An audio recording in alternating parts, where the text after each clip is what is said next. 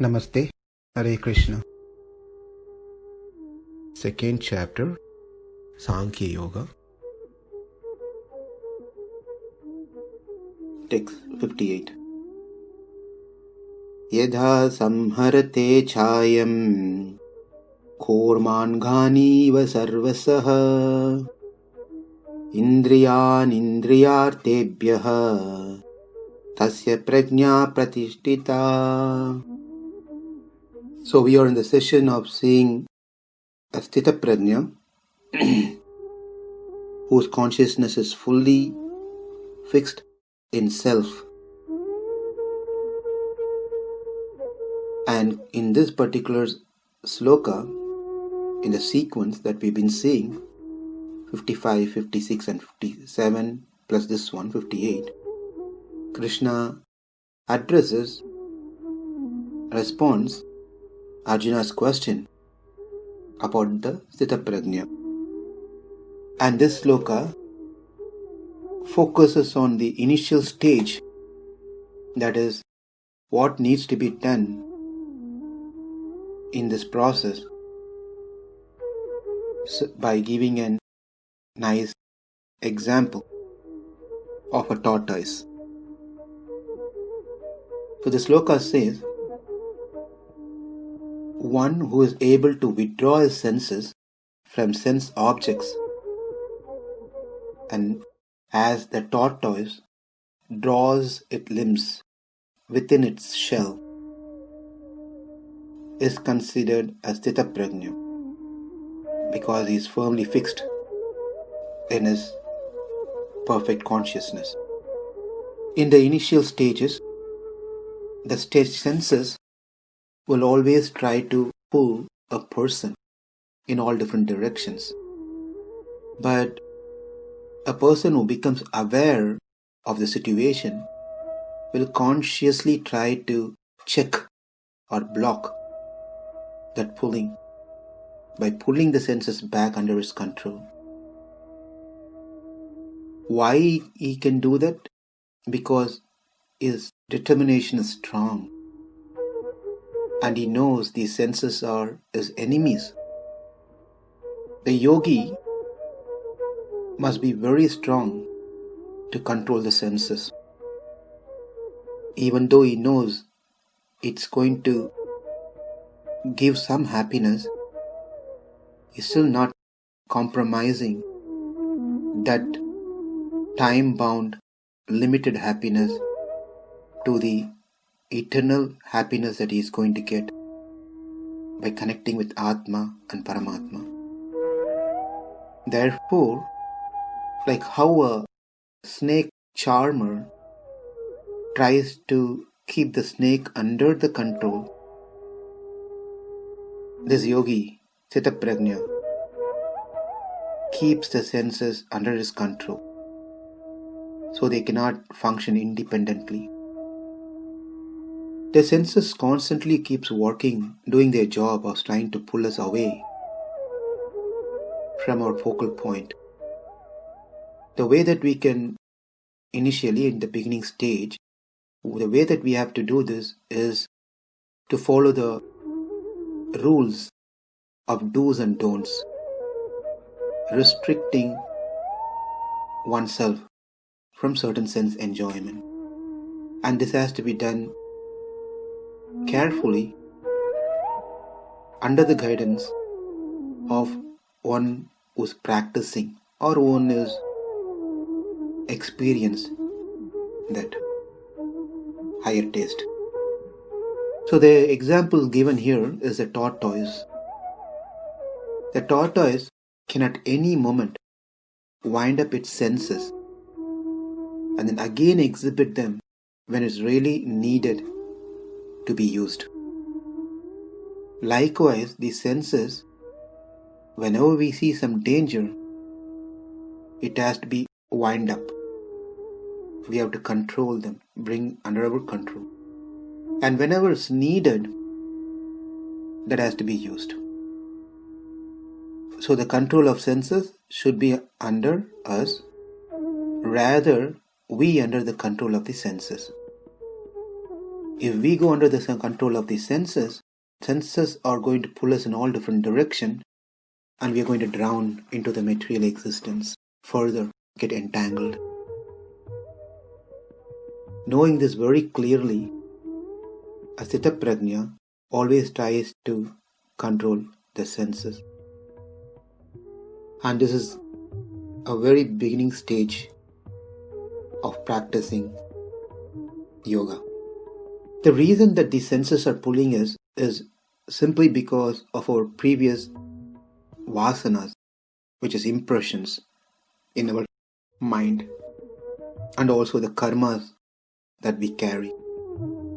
Because of the impressions and karma, the senses does the job by taking us mostly into wrong direction. And it is obvious, majority will get pulled by these external senses because things are very attractive. The touching, the smell, the taste, sound, beautiful form. These are the pulling things. It is very scary if someone gets attracted and get pulled into these things. For them to come out is a struggle. And the way they pull us is quite scary, because even without our knowledge, it just tried to slowly pull us into that sense program. The way that they play their game, we cannot understand. So that sthita prajñā is a person who becomes aware of the situation right from the beginning when the senses tries to play their game. He immediately controls those senses by bringing back to Atma. Secondly, he gets further advanced in having a complete control of his senses. Though the enjoyable objects are present next to him, he doesn't get attracted to those things. He doesn't try to put any effort to attain those enjoyable objects. He doesn't become joyful or sad seeing these dualities around him, because his desires are under his control. And third thing that we saw, these are summary of 55, 56, 57 and the one that we are seeing now. And the third thing we saw is, when this person masters the senses in this advanced state, the sense objects are available for his command, for him to enjoy. The senses themselves doesn't pull him. In the first stage, senses pulls him and he tries to control. In this stage, the senses doesn't even pull him because they are trained now, like a trained dog. Therefore, in this stage, he is not concerned about attaining favorable things, not worried about the unfavorable things that's happening. But he still carries some of the previous vasanas. The vasanas are not completely erased, gone.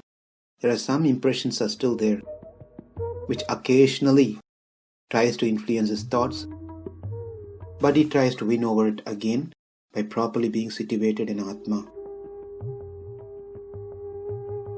So the fundamental knowledge that one should have cases is to understand the greatness of self, Atma.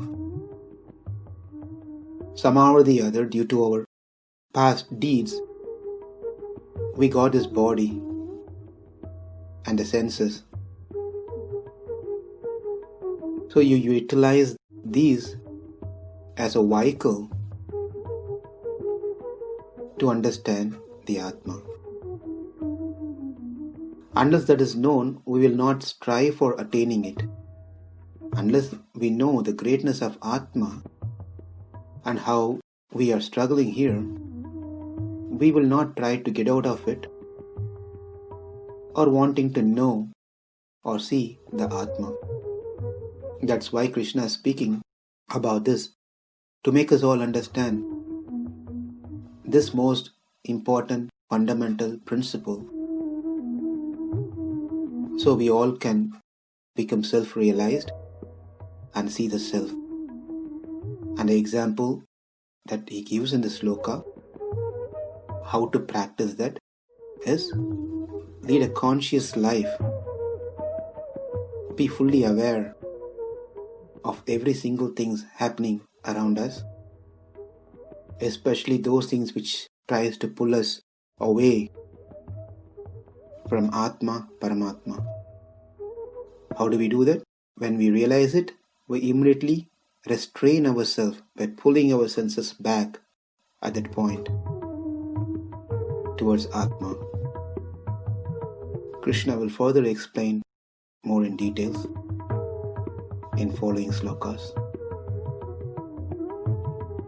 Yadā saṁharate cāyaṁ kūrmo ṅgānīva sarvaśaḥ